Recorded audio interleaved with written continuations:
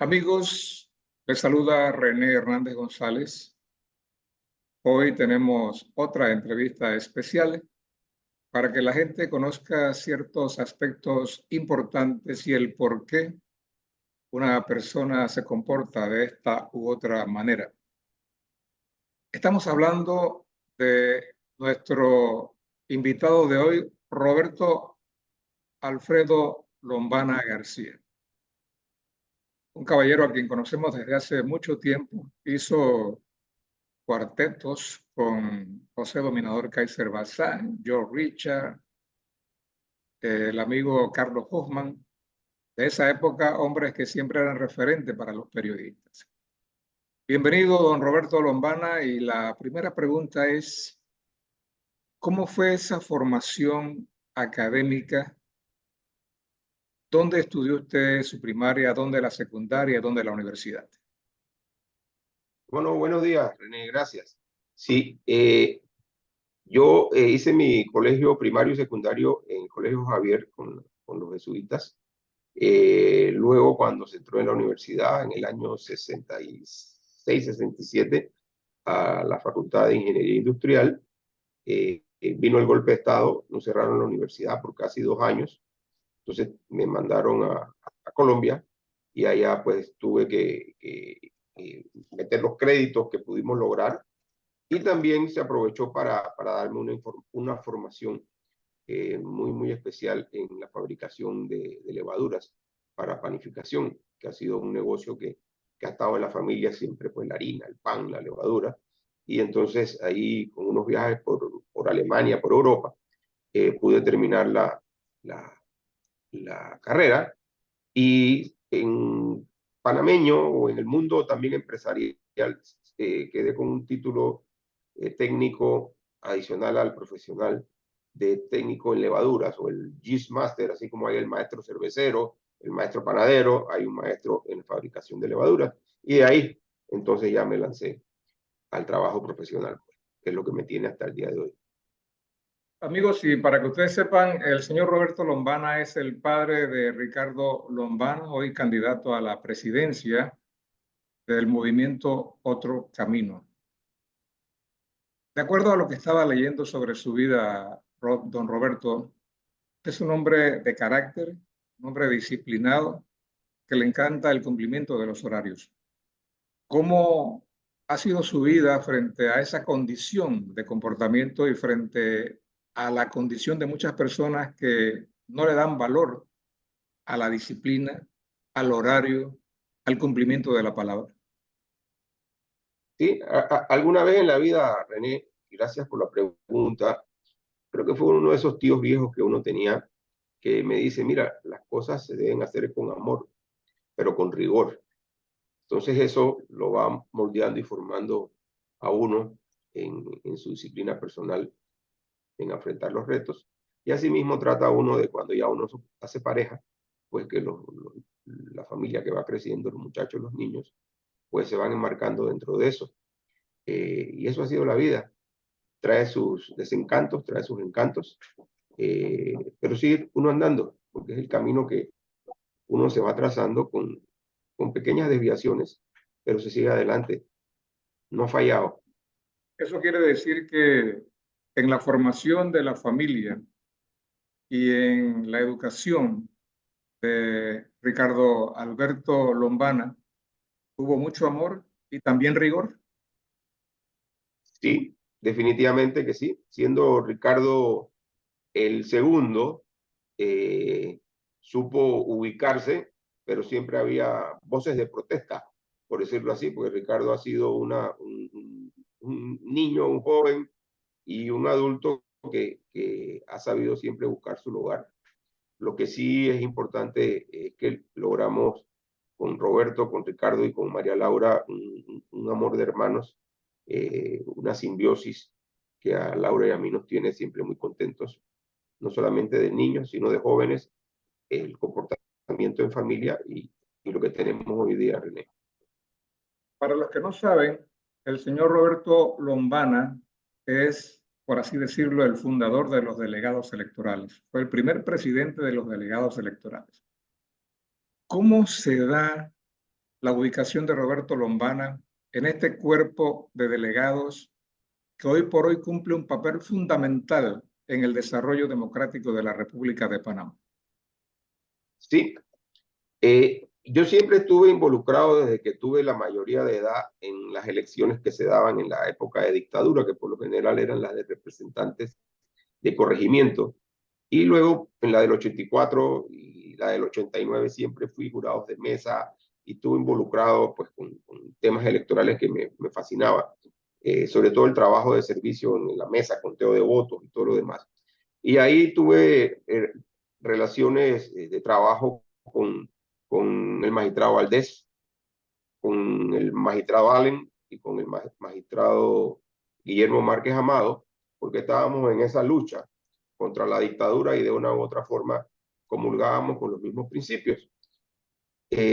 Pasada la invasión, me llaman los tres de que tenían un proyecto traído de Costa Rica, donde básicamente lo que se quería era suplantar el trabajo de la fuerza pública, la policía, quien había dominado pues, el país, el gobierno a través de los militares, 21 años, y se quería transformar a que un cuerpo de delegados igual al de Costa Rica pudiera entonces hacer las veces de policía y de poner orden y de manejar el diálogo entre partidos políticos para que no se sintiera ese choque y ese ardor de que aquellos que nos habían controlado por 21 años siguieran involucrados en los procesos electorales.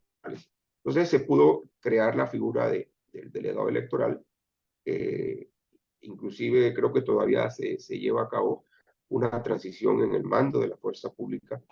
Creo que son 15 días antes hasta la proclamación de los candidatos, donde todo lo que tiene que ver en los trabajos policiales referentes a lo electoral queda en el Tribunal Electoral y en los delegados electorales. Don Roberto Lombana, creo que usted también ha dejado huellas indelebles en lo que es la Junta Nacional de Escrutinio. Y la pregunta se la hago porque creo que antes de un proceso electoral para elegir presidentes, ya usted formaba parte como presidente de una Junta Nacional de Escrutinio, ¿correcto? Sí, una cosa lleva a la otra. En la fundación de los delegados electorales, René, tocó, digamos, colaborar o ayudar a los magistrados en una transformación importante, que era, por ejemplo, los jóvenes ahora y quizás hasta de mediana edad no conocieron que las papeletas de votación eran únicas. Cada partido tenía su papeleta y si eran 15 partidos, 15 papeletas. Y había papeletas para diputados, para presidente y para concejales.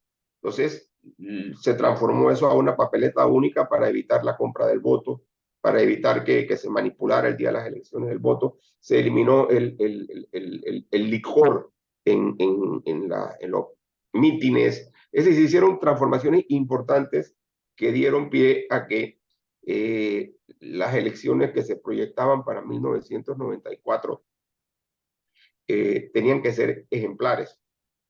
Entonces, de un día para otro me dicen los magistrados, Roberto, mira, tenemos que darle el paso a alguien en los delegados electorales y sencillamente queremos que te encargues de la Junta Nacional de Escrutinio.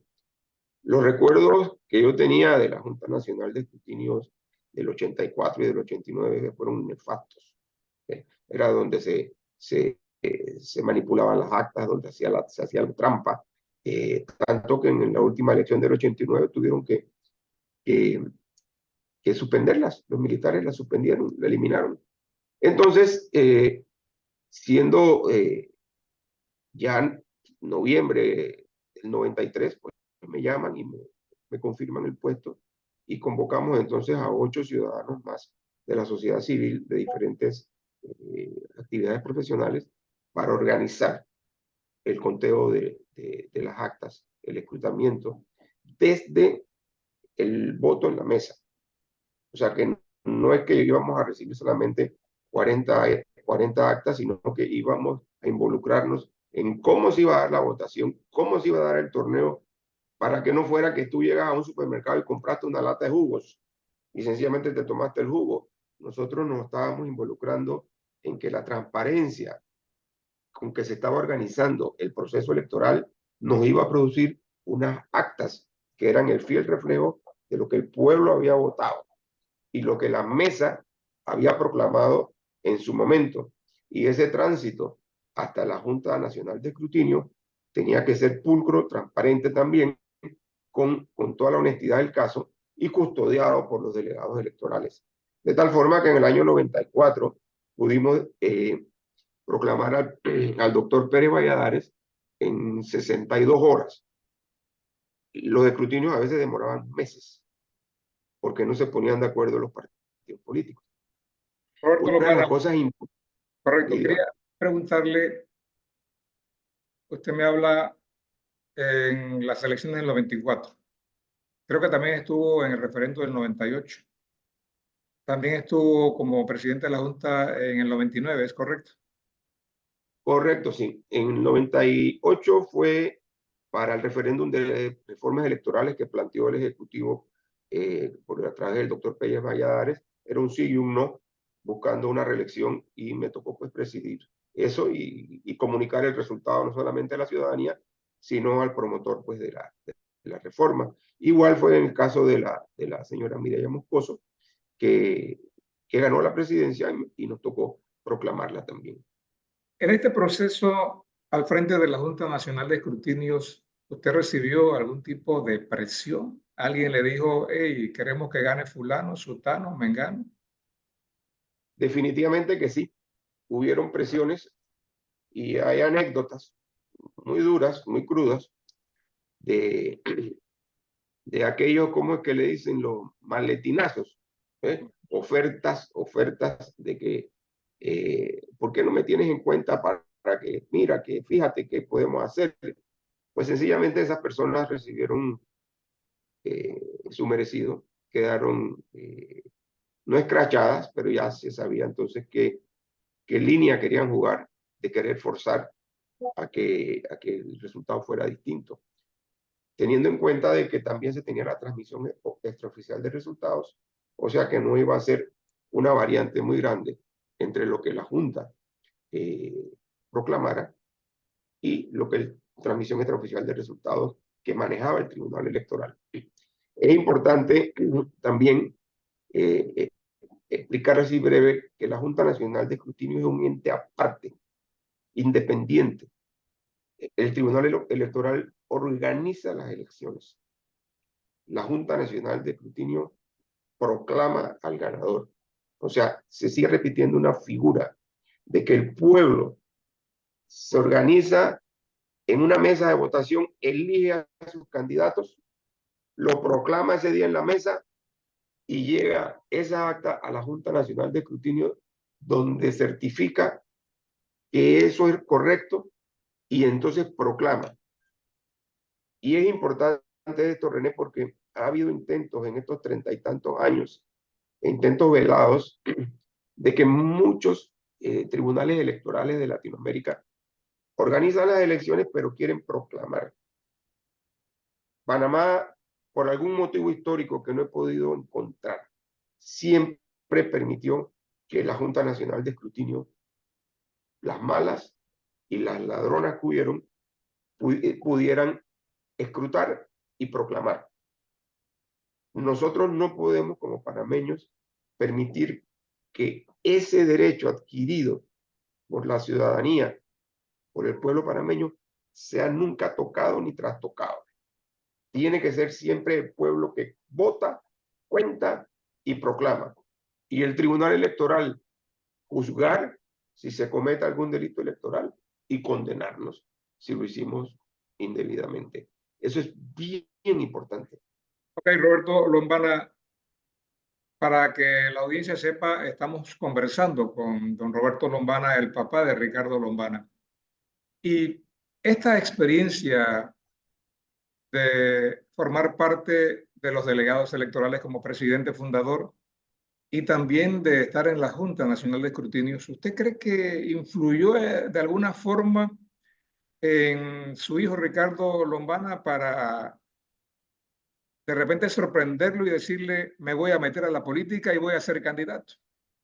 Sí, bueno, Ricardo fue delegado electoral juvenil o asistente porque todavía no era mayor de edad y creo que participó con algún partido político en alguna de las elecciones cuando estaba en la universidad como delegado, esas cosas.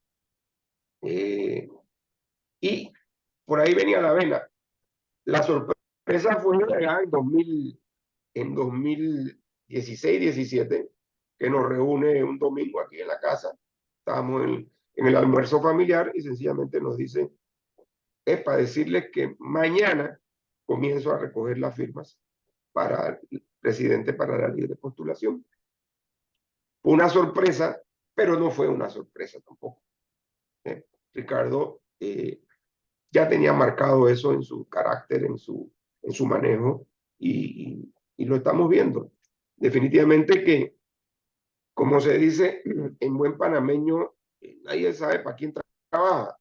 Es decir, él vio en casa, igual que a sus hermanos, la formación política, la formación electoral y lo que se fue transmitiendo, pues sencillamente le está sirviendo no solamente a los 30 y tantos años que ha habido de gobiernos democráticos, sino a todas las elecciones y a los presidentes. Y Ricardo, pues por el trabajo de que su papá y un grupo de panameños hicieron, pues también se está beneficiando de esto y solamente la voluntad de Dios la que ha puesto esto en el camino de Ricardo y en el camino de nosotros. Señor Roberto Lombana, estamos observando mucha campaña sucia, propaganda sucia contra su hijo, donde incluso hasta se han metido con su familia. ¿Qué piensa usted? Sí, cuando el clientelismo falla, porque anoto que el panameño no está midiendo la eficiencia de su voto y el voto, si no es eficiente, no produce resultados. Al no producir resultados, entonces vienen las quejas cada 5 años de lo mismo y vienen los regalos y todo lo demás. Los ataques personales a Ricardo y los ataques personales a la familia, inclusive a los hijos menores de edad, no acompañan, no acompañan a, a lo que es la pureza, la honestidad, la transparencia, la alegría que debe dar una elección. Nosotros inclusive, que lo dejé en el tintero, nosotros logramos cambiarle el nombre a contienda, adversario, contrincante. Nosotros le llamábamos y le llamamos todavía la fiesta electoral. Es una gran fiesta que Panamá la, la, la hace cada 5 años, donde nos dividimos en distintas facciones, cada uno expone sus ideas con alegría, con entusiasmo, consigue sus votantes y que gane el mejor. Pero ya pasar la raya a la actividad de campaña denigrante, de campaña descalificadora, no ayuda, no ayuda. Y sobre todo que se escudan en el anonimato. ¿Eh? Nosotros como familia definitivamente que no podemos decirte que no afecta, claro que afecta. Es como el terrorismo, el terrorista está hecho para crear terror, el que hace una campaña sucia, la hace para no solamente desviarte la intención del voto que tú tenías, sino también para hacer daño, para descalificar, para desmotivar. Entonces, esas cosas son ahora mismo con las tecnologías que existen, René, muy difíciles de determinar el origen.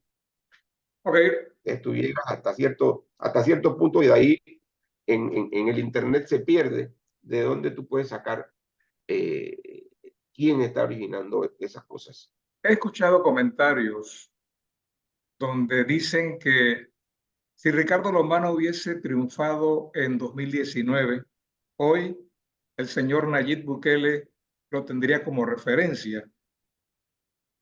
La pregunta es, ¿usted considera que Ricardo Alberto Lombana tiene ese ímpetu, esa fuerza, ese carácter para convertirse también en otro presidente que no le va a temblar la mano para hacer las cosas correctas?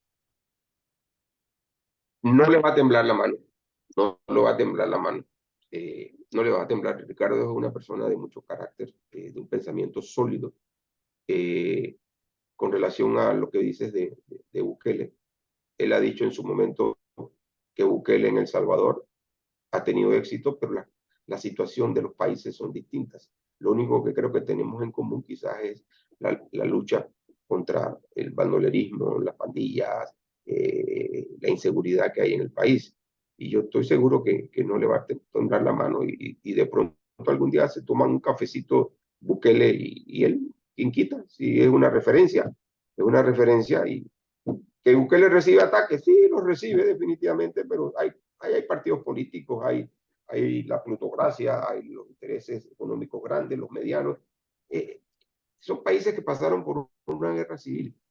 Centroamérica tuvo su guerra civil, gracias a Dios Panamá no la tuvo, sino que fue la de los 1000 días y era parte de Colombia. Por Comparemos, eso, una de las estrofas del himno nacional dice, con mucha sabiduría, es preciso cubrir con un velo del pasado, el Calvario y la cruz.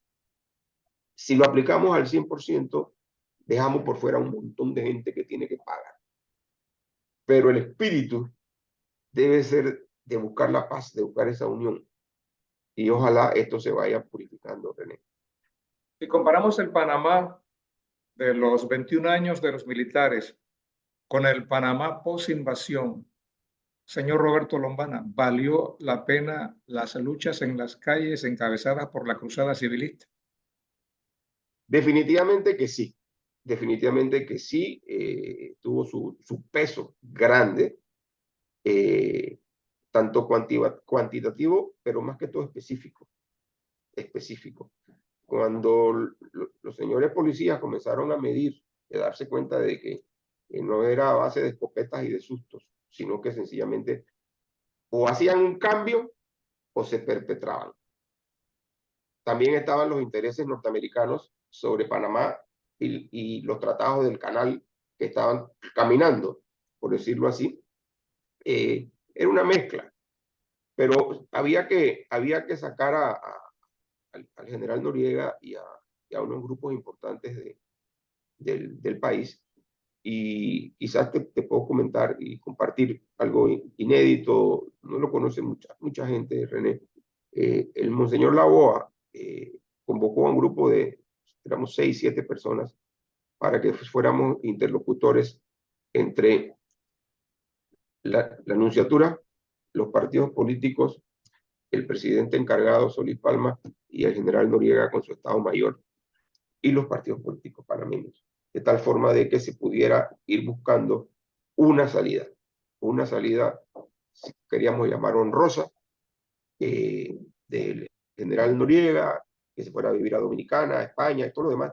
Estuvimos bien cerca de lograrlo, pero siempre habían intromisiones de gobiernos extranjeros, había intromisiones del narcotráfico, había intromisiones que hacían dudar a una decisión de decir me voy. Entonces, eso conllevó al último golpe de Estado y terminó con el fusilamiento de varios oficiales de las fuerzas de defensa, y eso fue el detonante de muchas cosas.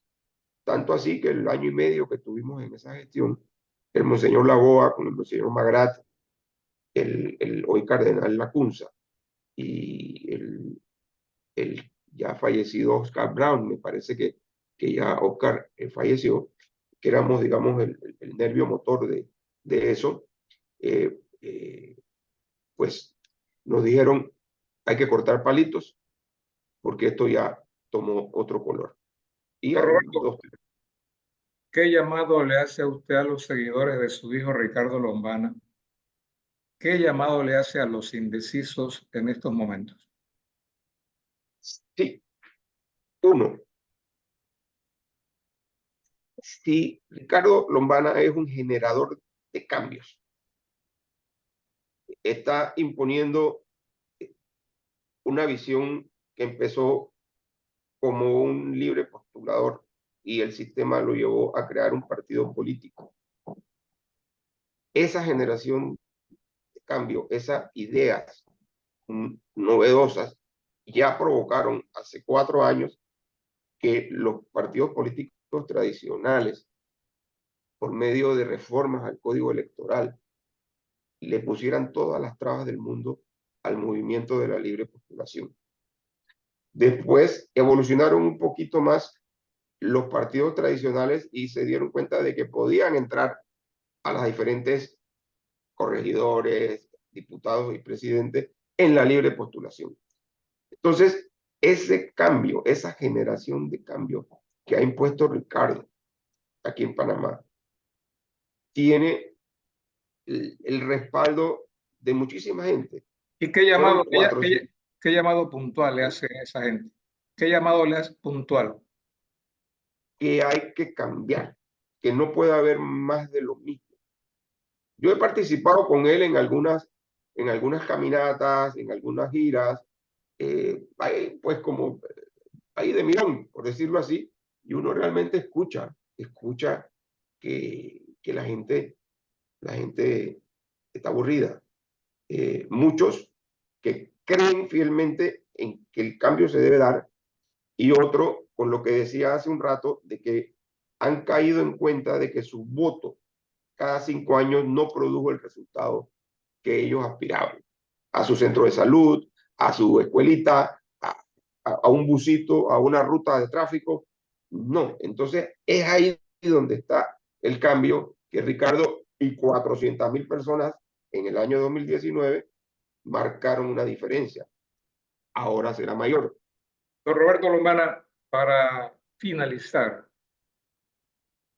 el papel que jugó Guillermo Endara Galimani, y si usted considera, como algunos le hacen llamar, el padre de la democracia moderna, y si usted considera que sería de justicia que al edificio del Tribunal Electoral se le honre con su nombre.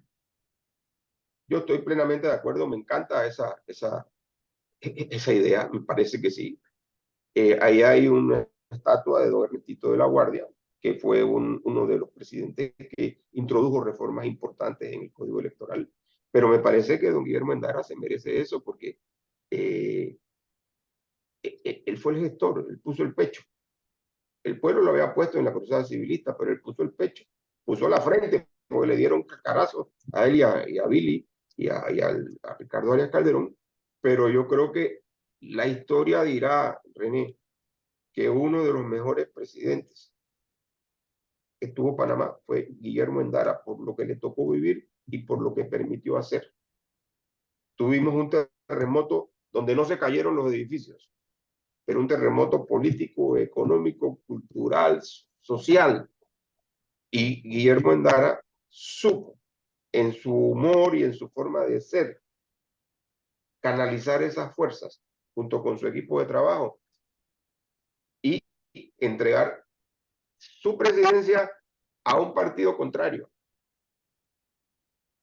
Tentaciones tuvieron, porque había quienes querían remover el piso porque se agarraban de la dictadura, y la alternabilidad en el poder lo garantizamos a través del Tribunal Electoral, y Guillermo Endara se merece ese reconocimiento. Sería muy bonito, yo creo que es una iniciativa que a lo mejor le podemos vender a Ricardo para ver cuando hable con los magistrados o si lo arrancamos antes, pero estoy completamente de acuerdo contigo, René. Yo lo traté mucho, no solamente en las partes electorales, sino en la vida política. Él de vez en cuando me echaba mi conversa, y lo aprecié mucho, tanto que caminé detrás de su féretro el día de su entierro. Gracias a don Roberto Lombana por las declaraciones en esta entrevista especial. Yo creo que ahora la gente se puede dar cuenta con mayor fuerza de dónde viene el espíritu cívico, el espíritu de cambiar al país del candidato del movimiento Otro Camino, Ricardo Alberto Lombana. Ya su padre ha expresado esos caminos, esas experiencias, y de seguro que de la mano, muy pequeño, iba su hijo Ricardo aprendiendo a tal extremo que se ha lanzado al charco, un charco con muchos peligros, con muchas pirañas, pero el hombre está avanzando. Gracias, don Roberto Lombana. Un abrazo y nos mantenemos en comunicación. Gracias, René. Buen día.